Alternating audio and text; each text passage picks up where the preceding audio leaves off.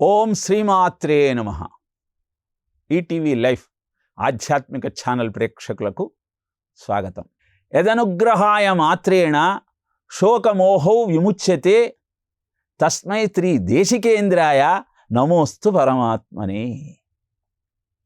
శోకమోహాలను అంతం చేసి అంతర్ధానం చేయగలిగినటువంటి మాహాత్మ్యము కలిగిన గురువుగారి పాదాలకు, ఆయన చూపిన మార్గానికి, ఆయన అనుగ్రహానికి నమస్కారం చేస్తూ ఉన్నాను అని గురుగీతలో గురు మాహాత్మ్యాన్ని ప్రకటించారు వ్యాస భగవానులు.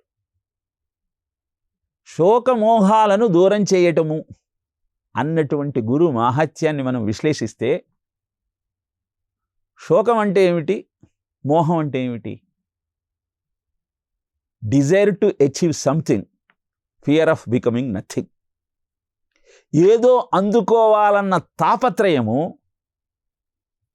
మోహంగా పిలువబడితే, అది అందుకోకపోతే జీవితం ఏమైపోతుందో అన్న భయము శోకంగా చెప్పబడింది.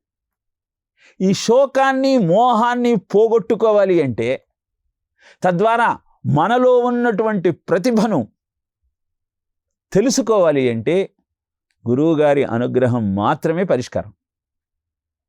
అలాంటి గురువుకు నమస్కారం. కస్తూరి మృగం అడవిలో సంచరిస్తూ ఉంటుంది. ఒక ప్రత్యేక ముహూర్తంలో దాని దేహం నుంచి ఒక సుగంధ భరితమైనటువంటి ద్రవ్యం విడుదలవుతుంది. ఆ సుగంధాన్ని చవిచూసినటువంటి ఆ కస్తూరి మృగానికి అది ఎక్కడి నుంచి వస్తుందో తెలుసుకోవాలన్న ఆలోచన కలుగుతుంది. ఆ ఆలోచనతో అరణ్యం అంతా సంచరిస్తుంది. కానీ తనలోనే ఉంది కదా, దానికి తెలియదు. ఇప్పుడు తిరిగి తిరిగి అలసిపోయి తెలుసుకోలేక ఒక వృక్ష ఛాయలో విశ్రమిస్తుంది. శరీరాన్ని ఆ వృక్షానికి వేసి రాపిడి చేస్తుంది. ఈ క్రమంలో శరీరానికి ఉన్నటువంటి ఆ సుగంధం అంతా ఆ వృక్షానికి అంటుకుంటుంది. దాన్ని ఆ తరువాత కొంతమంది వ్యాపారులు, సాధకులు గ్రహించి విక్రయిస్తారు. అది వేరే విషయం. ఇక్కడ మనం తెలుసుకోవాల్సిన విషయం ఏంటంటే, ప్రతివాడిలో ఒక అద్భుతమైన శక్తి దాగి ఉంటుంది. అది వారికి తెలియదు. దాన్ని గుర్తించి ఈ శక్తి ఇది అని తెలిపి, దాన్ని అభ్యసించి అధ్యయనం చేసి ఆచరించడం ద్వారా కలిగే ప్రయోజనాన్ని తెలియజెప్పేటువంటి దైవ స్వరూపమే గురుస్వరూపం. పరాంచకాన్ని వ్యతరణ స్వయంభూ తస్మాన్ పరాన్న పశ్యతి అంతరాత్మని అంటుంది. అందుకే ఉపనిషత్తు. ప్రతివాడిలో ఆ భగవత్ స్వరూపమే అంతర్లీనంగా ఉండి నడిపిస్తూ ఉంటే, ఈశ్వర సర్వభూతానాం హృదయే అర్జున తిష్టతి భ్రామయన్ సర్వభూతాన్ని యంత్రారూఢాని మాయయ. భగవద్గీత చెప్పిన సత్యం అది. ఆ విషయాన్ని గుర్తించలేక ఎక్కడెక్కడో వెతుక్కుంటూ ఉంటే ఆ జీవితం దుర్భరమవుతుంది. అందుకే గురువు యొక్క ప్రాధాన్యత భారతీయ జీవన విధానంలో అత్యంత ప్రాధాన్యతను సంచరించుకొని ఉన్నది. ఆంజనేయుడికి కూడా 100 యోజనాల సముద్రాన్ని దాటగలనన్నటువంటి విశ్వాసం మొట్టమొదట లేదు. దాన్ని కల్పించినవాడు కల్పాంతవాసి అయిన జాంబవంతుడు. జాంబవదాది వీరులందను ప్రేరేపింపగా బయలుదేరాను. 100 యోజనాల సముద్రాన్ని దాటగలిగినటువంటి శక్తి కలిగి ఉన్న తెలియని అజ్ఞానం కారణాన ముడుచుకు కూర్చున్నాడు హనుమంతుడు. జాంబవంతుడు చెప్పిన తరువాత గుర్తించి 100 యోజనాల సముద్రాన్ని దాటి సీతమ్మ జాడను కనుక్కొని పరమాత్మకు విన్నవించాడు. ఈ ఘట్టమంతా ఒకే విషయాన్ని తెలియజేస్తుంది. నీలో ఉన్నటువంటి సీతమ్మ అనే చైతన్యాన్ని నువ్వు గుర్తించాలి అంటే, ఈ 100 యోజనాల వ్యాపకమైన సముద్రం అనే జీవితాన్ని గురు సమర్పణలో, గురు నిర్దేశకత్వంలో గడిపినట్టయితే అద్భుతమైన ఆత్మదర్శనం జరిగి పరమాత్మ సాయుధ్యం లభిస్తుంది. ఈ విషయాన్ని గమనించినటువంటి ఋషులు అద్భుతమైనటువంటి గురు మాహాత్యాన్ని ప్రపంచానికి తెలియజేశారు. ఆధునిక జీవనంలో కూడా అద్భుతమైనటువంటి ఈ మార్గాన్ని అవలంబించి ఆనందాన్ని అందుకోవాలన్న సంకల్పంతోనే గురు సందేశం కార్యక్రమంలో కఠోపనిషత్తు ద్వారా అద్భుతమైనటువంటి సత్యాన్ని, నిత్య జీవితాన్ని సంస్కరించుకునే విధి విధానాన్ని ఆవిష్కరించే ప్రయత్నం చేస్తూ ఉన్నాం. ధర్మార్థ కామమోక్షాలనేటువంటి చతుర్విధ పురుషార్థాలను అందుకోవటమే భారతీయ జీవన విధానం యొక్క లక్ష్యం. ధర్మము మొదటిది, మోక్షము కడపటిది. అర్థకామాలు రెండు ధర్మాన్ని అనుసరిస్తూ మోక్షాన్ని అందుకోవటానికి ఉపకరించే సాధనాలు. రామాయణంలో కూడా ఆ నారాయణుని అంశ రామ, లక్ష్మణ, భరత, శత్రుఘ్నులుగా తెలియజేయబడింది. నిజానికి రాముడి తరువాత జన్మించింది జ్యేష్ఠం రామం మహాత్మానం భరతం కైకేయీసుధం సౌమిత్రిం లక్ష్మణమితి శత్రుఘ్నం అపరం తథా అని చెప్తాడు వాల్మీకి బాలకాండలో, రామాయణంలో. మరి రెండవ వాడు భరతుడైతే భరతుణ్ణి ఆఖరికి ఉంచి లక్ష్మణుణ్ణి రామునికి సహచరుడుగా, శత్రుఘ్నుణ్ణి భరతుడికి సహచరుడుగా ఎందుకు తెలియజేశాడు వాల్మీకి అంటే, రామో విగ్రహవాన్ ధర్మ, విగ్రహం ధర్మానికి నిలువెత్తు స్వరూపమే రామచంద్రమూర్తి యొక్క దివ్యమంగళ విగ్రహం. మోక్షానికి చిహ్నం భరతుడు. ఎందుకు అంటే, రామచంద్రమూర్తి పాదుకలను శిరస్సున ధరించి రాజ్యభారాన్ని వహించి తన జీవితాన్ని ధన్యం చేసుకున్నాడు. అంటే ధర్మాన్ని శిరోధార్యంగా మలుచుకొని కార్యభారాన్ని నిర్వర్తించిన వాడు మోక్షాన్ని అందుకుంటాడు. మరి ధర్మబద్ధమైన అర్థ సంపాదనతో కామిగానివాడు మోక్షకామిగాడు అన్నాడు కనుక, నీ కామాన్ని, నీ కోరికలను తీర్చుకుంటూ జీవిత పయనాన్ని గమనించగలిగి సాగించగలిగితే అది మోక్ష సాధనకు హేతువవుతుంది. ప్రజనస్యాస్మి కందర్పః భగవద్గీత చెప్తుంది. ప్రతివారిలో ఉండే ధర్మబద్ధమైన కామాన్ని నేనే. రాగద్వేష వియుక్తైస్తూ విషయానింద్రియైశ్చరన్ ఆత్మవశ్యైర్విధేయాత్మ ప్రసాదమధిగచ్చతి. రాగద్వేషాలు లేకుండా ఇంద్రియ భోగాలు ఎన్ని అనుభవించినా ఆ కర్మలు నీకు బంధం కాకుండా భవ్యమైన జీవనానికి సోపానాలుగా మారుతాయి. ఇంత విశ్లేషణ ఎందుకు చేస్తున్నామంటే, ఆ ధర్మ ఆచరణ ఎలా చెయ్యాలో మనకు తెలియజేసింది నచికేతుడు. ప్రతి క్షణం ధర్మబద్ధమైన ఆలోచన చేస్తూ అద్భుతమైన జీవనానికి సోపానాలు నిర్మించుకునే విధి విధానాలు మానవ జాతికి అందజేసిన అద్భుతమైన వ్యక్తిత్వమే నచికేత తత్వం.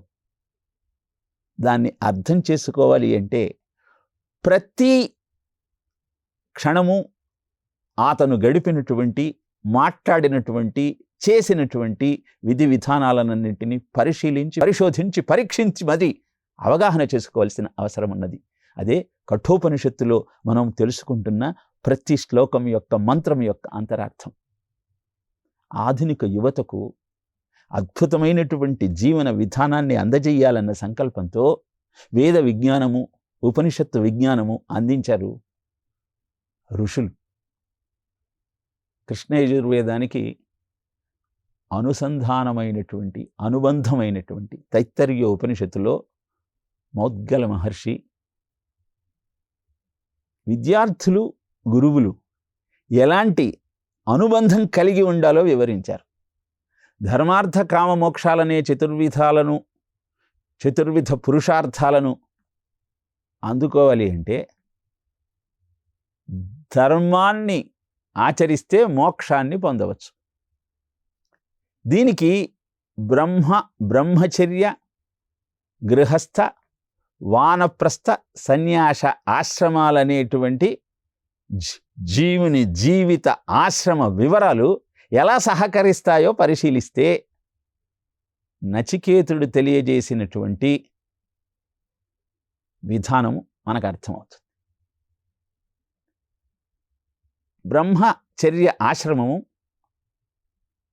విద్యార్థి అనుష్ఠానం చేయాల్సిన ధర్మాలన్నీ తెలుసుకోవలసినటువంటి ఆశ్రమం. అందుకే బ్రహ్మచర్య ఆశ్రమం పటిష్టంగా విధి విధానాలతో కొనసాగిస్తే అన్ని విషయాల పట్ల ధర్మబద్ధమైన కామము కలిగి అనంతరము వైరాగ్య భావన కలిగి సన్యాసాశ్రమం స్వీకరించి మోక్షాన్ని చేరుకోవచ్చు. దానికి ఎలా సంచరించాలి, ఎలాంటి నియమ నిబంధనలు పాటించాలో శిక్షావల్లిలో మౌద్గల మహర్షి తెలియజేస్తాడు. వృతం వదిష్యామి సత్యం వదిష్యామి తన్మావతు తద్వక్తారమవతు అవతు మాం అవతు వక్తారం ఓం శాంతి శాంతి శాంతి అన్న మంత్రము ఏ విధంగా గురువు దగ్గర సాధన చేస్తున్న శిష్యుడు సంచరించాలో తెలియజేస్తుంది. సత్య ధర్మ స్వరూపమైన బ్రహ్మము చేత నేను పరిరక్షింపబడుతూ ఉన్నాను. ధర్మాన్ని రక్షిస్తే అది నన్ను రక్షిస్తుంది అన్న పటిష్టమైన భావన ఎప్పుడైతే విద్యార్థిలో ఉంటుందో అప్పుడు ధర్మాచరణ పట్ల ఆసక్తి కలుగుతుంది. అనంతరము ఈ సంకల్పంతో సత్యం వద ధర్మంచర స్వాధ్యాయాన్నా ప్రమద అంటే సత్యమును పలుకుతూ ధర్మాన్ని ఆచరిస్తూ నేర్చుకున్న విద్యను అవగతం చేసుకొని ఆచరిస్తూ అశ్రద్ధ వహించకుండా జీవితాన్ని గడపాలి. ఈ విషయాలను బ్రహ్మచర్య ఆశ్రమంలోనే బాగా అధ్యయనం చేసిన విద్యార్థి సాధకుడు గృహస్థాశ్రమాన్ని స్వీకరించిన తర్వాత సత్యాన్న ప్రమదితవ్యం ధర్మాన్న ప్రమదితవ్యం కుశలాన్న ప్రమదితవ్యం భూత్యై న ప్రమదితవ్యం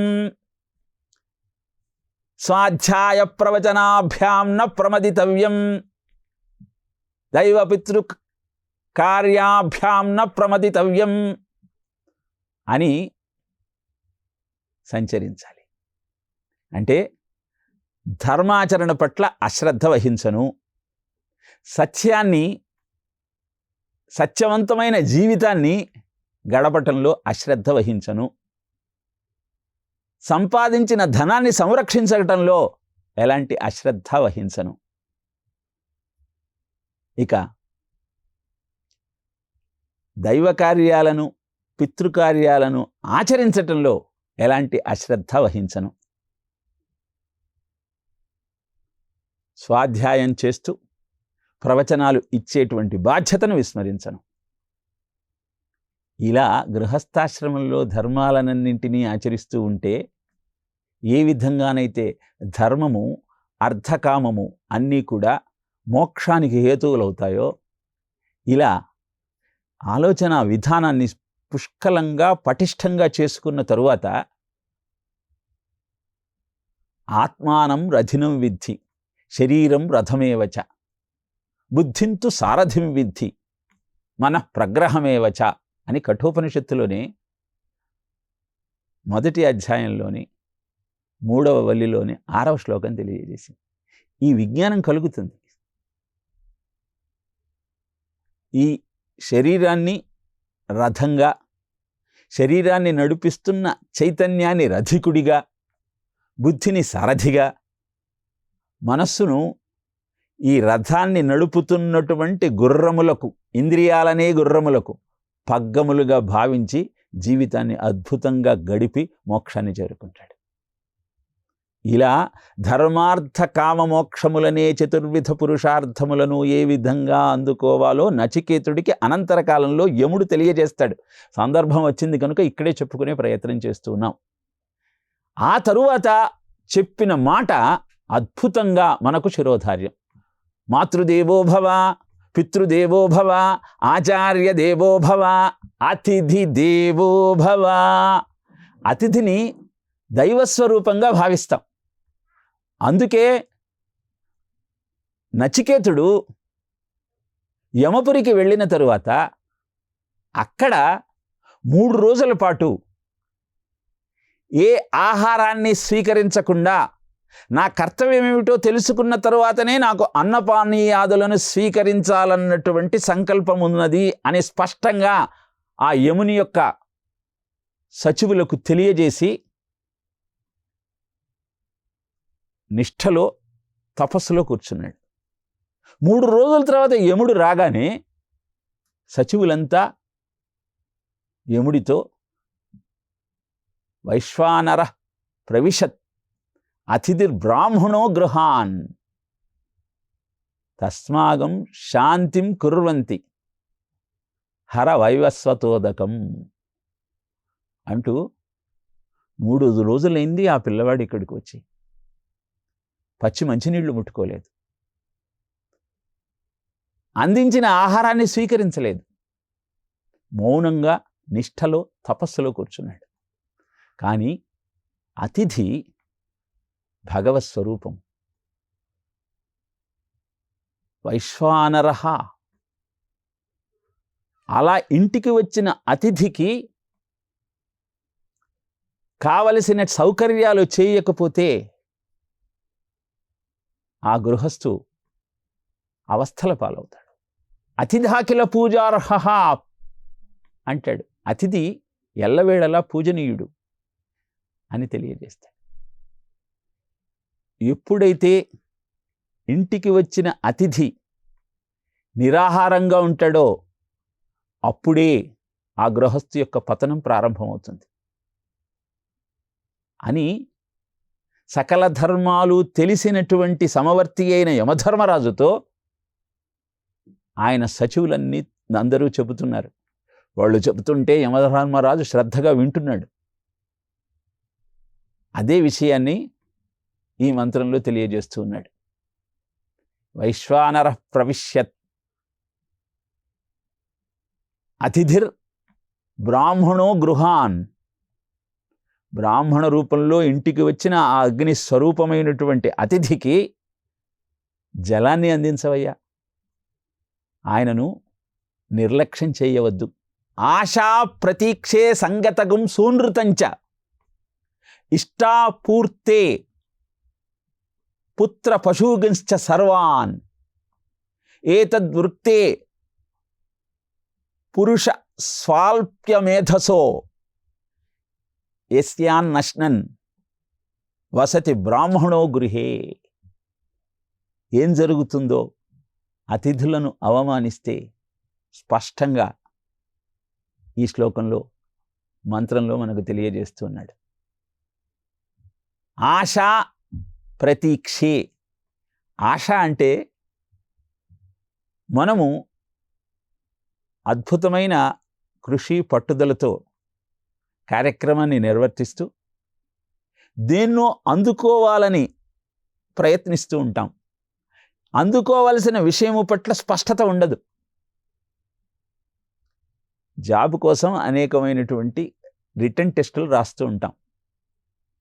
దాంట్లో సెలెక్ట్ అయితే ఒక స్థాయిలో ఉద్యోగం దొరుకుతుంది.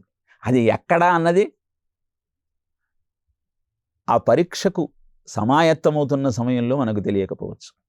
అప్పుడు కలిగే భావన ఆశ. ప్రతీక్షే, ఆ పరీక్ష రాసిన తరువాత ఉత్తీర్ణుడయ్యావని తెలుస్తుంది. ఇప్పుడు ఎక్కడ పోస్టింగ్ దొరుకుతుంది, ఏ పోస్టింగ్ దొరుకుతుంది అన్నది కూడా మనకు ప్రతీక్ష చేస్తున్న సమయంలో ఇహ ఆర్డర్స్ వస్తాయని చూస్తూ ఉంటాం. ఇది ప్రతీక్షగా పిలువబడుతుంది.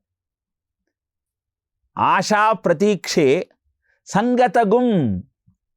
సజ్జన సాంగత్యంతో అద్భుతమైన ఫలం సిద్ధిస్తుంది. దాన్ని సంగతగుం. సూనృతంచ, సత్యమే పలకటం వల్ల వచ్చేటువంటి ఫలితం. ఇవన్నీ కూడా నష్టమైపోతాయి అతిథిని కనుక మనం సన్మానించకపోతే. అందుకే ఒక్కొక్క ఫలితాన్ని స్పష్టంగా వివరిస్తూ అలాంటి జీవన విధానంతో ముందుకు నడవాలన్న సత్యాన్ని తెలియజేస్తూ ఉన్నాడు. సూనృతము, సత్సంగము ఎంత అద్భుతమైన ఫలితాన్ని అందిస్తాయో మనకు పురాణాలు తెలియజేస్తున్నాయి. సత్సంగత్వే నిస్సంగత్వం, నిస్సంగత్వే నిర్మోహత్వం, నిర్మోహత్వే నిశ్చలతత్వం, నిశ్చలతత్వే జీవన్ముక్తి. సత్సంగం అనేది, సజ్జన సాంగత్యం అనేది పూర్వజన్మ పుణ్యకృతము వలన లభించేటువంటి అద్భుతమైన అదృష్టం. దుర్లభంచ త్రయమేదైతే దైవానుగ్రహేతుకం మనుష్యత్వం ముముక్షత్వం మహాపురుష సంశ్రయ అని చెబుతాడు ఆదిశంకరుల వారు వివేక చూడామణిలో. పూర్వజన్మంలో చేసుకున్నటువంటి పుణ్య ఫలితంగానే మహాపురుషుల యొక్క ఆశ్రయం లభిస్తుంది. అతిథిని నువ్వు అవమానించిన మరుక్షణం ఆ ఫలితాన్ని పోగొట్టుకుంటావు. ఇక సూనృతాంచ, ఎప్పుడు అబద్ధం చెప్పకుండా సత్యవంతమైన జీవితాన్ని గడపటం వల్ల అద్భుతమైనటువంటి ఆనందం, పుణ్యం లభిస్తుంది. దీన్ని దశరథుడు కూడా ధర్మం తప్పుతున్న సమయంలో వశిష్ఠుడు దశరథుడికి తెలియజేస్తాడు.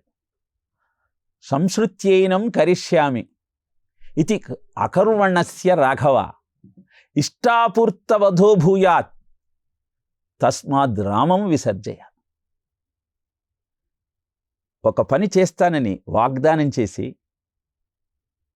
ఆ పనిని సక్రమంగా నిర్వహించకపోతే అప్పటి వరకు చేసిన యజ్ఞాల ఫలము అన్నీ అంతర్ధానమైపోతాయి. కానుక ఇచ్చిన మాటను నిలబెట్టుకోకపోతే, వాగ్దానం చేసి దాన్ని ఆచరించకపోతే అది అన్ని పుణ్యకర్మల ఫలితాలను నాశనం చేసేస్తాయి. అంత పాపము అతిథిని గౌరవించి సన్మానించకపోతే వస్తుంది అని తెలియజేస్తున్నారు.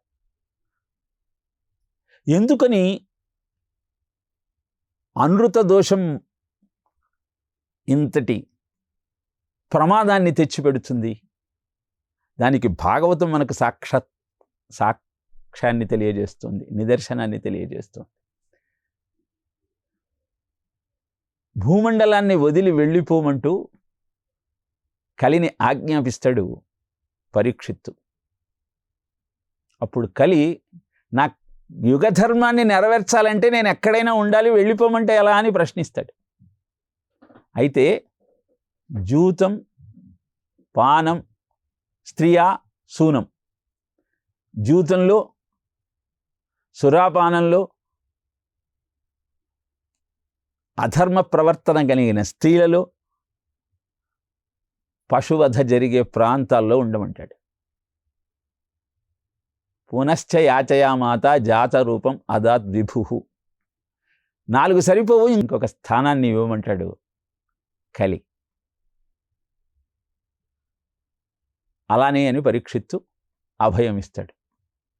ఎందుకు కలి బంగారం అంటే సంపదను అడిగాడు అంటే, సంపద మీద కన్నుతో తతః అనృతం, అబద్ధమాడి డబ్బు సంపాదించాలన్న ఆలోచన కలుగుతుంది. ఎందుకు? ధన సముపార్జనే లక్ష్యంగా జీవిస్తున్నాం కనుక. బంగారంలో కలి ఉంటాడు అంటే అర్థం అదే. సంపాదన ధర్మబద్ధం కాకుండా అబద్ధాలాడైనా సరే కూడబెట్టుకోవాలి, ఆర్జించాలన్న సంకల్పమే కలి యొక్క లక్షణం. ఇది నిన్ను అబద్ధమాడిస్తుంది. అబద్ధం ఆడటం వల్ల ఏమవుతుంది? అనృతం, మదం, కామం, రోషం, రజో, వైరం అని పతనం ఏ విధంగా జరుగుతుందో చక్కగా వివరించాడు ఈ శ్లోకంలో. అబద్ధాలాడి ధన సముపార్జన చేద్దామని చేస్తే వచ్చిన ధనం వల్ల ధర్మబద్ధమైన ఆలోచన నీలో కలగదు, మదం పెరుగుతుంది. ఆ మదము ఎంతగా పెరుగుతుంది అంటే ఏ విధంగానైనా కోరిక తీర్చుకోవాలన్న ఆలోచనని ఇంకా బాగా వృద్ధి చేస్తుంది. అందుకే అనృత దోషము భయంకరమైనది. ఆ అనృతము నీలో మదాన్ని పెంచి, కామాన్ని పోషించి నీలో రజోగుణాన్ని పెంచుతుంది. అంటే నా అంతటి వాడు లేడు. అసౌమయా హతశత్రువు హనిశ్చే చాపరానపి ఈశ్వరోహమహం భోగి సిద్ధోహం బలవాన్ సుఖీ అన్నటువంటి ఆశ్రీ లక్షణాన్ని నీలో పెంపొందించి తద్వారా వైరం, అందరితో వివాదాలను, గొడవలను, యుద్ధాలను కలుగజేస్తుంది. అది నీ పతనానికి దారితీస్తుంది. అది ఒక్క అతిథిని సన్మానించకపోవటం వల్ల వస్తుంది. ఆశా ప్రతీక్షే సంగతం సూనృతంచ ఇష్టాపూర్తే, యజ్ఞములు చేయటం వల్ల వచ్చే ఫలితములు. పూర్తములు అంటే వాపి కూప తటాకాదులను నిర్మించటం వల్ల వచ్చే ఫలితాలు. పుత్ర పశుగూంశ్చ సర్వాన్, పుత్రులను కలిగిన పశు సంపదను అన్నింటినీ పోగొట్టుకోవలసిన అగత్యం ఏర్పడుతుంది అతిథులను సన్మానించకపోతే. వచ్చిన అతిథిని నిర్లక్ష్యం చేస్తే. ఇలా ఏతద్వృంతే పురుషాస్య అల్పమేధసో, ఏమాత్రము మేధస్సు లేనటువంటి అల్పజ్ఞుడికి ఇలాంటి పరిస్థితి ఏర్పడుతుంది. ఎప్పుడు అంటే యస్య అనశ్నన్ వసతి బ్రాహ్మణో గృహే, భోజనం చేయకుండా ఆకలితో అవస్థపడుతూ ఎవరైనా సరే నీ ఇంట్లో ఉన్నారంటే అది నీకు ఇన్ని అమంగళాలను కలుగజేస్తుంది. కఠోపనిషత్తును అభ్యాసం చేసి అర్థం చేసుకుంటూ నచికేతుని యొక్క వ్యక్తిత్వాన్ని, యమధర్మరాజు నచికేతునికి బోధించినటువంటి విజ్ఞానాన్ని మనం అర్థం చేసుకోగలిగితే మన జీవితం నిస్సందేహంగా నిశ్చయంగా అద్భుతమైనటువంటి బాటలో ముందుకు కొనసాగుతుంది. ఇలా ఎప్పుడైతే యమధర్మరాజుకు ఆ సచివులంతా నిరాహారంగా ఉన్నటువంటి నచికేతుని స్థితిని వివరించారో, సమవర్తి సకల ధర్మ వేత్త అయినటువంటి యమధర్మరాజు కూడా వెంటనే నచికేతుడి దగ్గరికి వెళ్ళి ఆయనకు ఆతిథ్యం ఇవ్వాలన్న సంకల్పంతో బయలుదేరాడు. 3 రోజులు నా ఇంట నిరాహారంగా ఉన్నావు కాబట్టి నీకు 3 వరాలను ప్రసాదిస్తాను, తీసుకో అంటూ నచికేతుణ్ణి ప్రసన్నుణ్ణి చేసుకునే ప్రయత్నం చేశాడు. నీకు నమస్కరిస్తున్నాను, నాకు శుభము కలుగుగాక అంటాడు ఆ తరువాత మంత్రంలో. ఆ వివరాలన్నింటినీ వచ్చే ప్రసంగంలో తెలియజేసే ప్రయత్నం చేస్తాను. ఓం తత్సత్.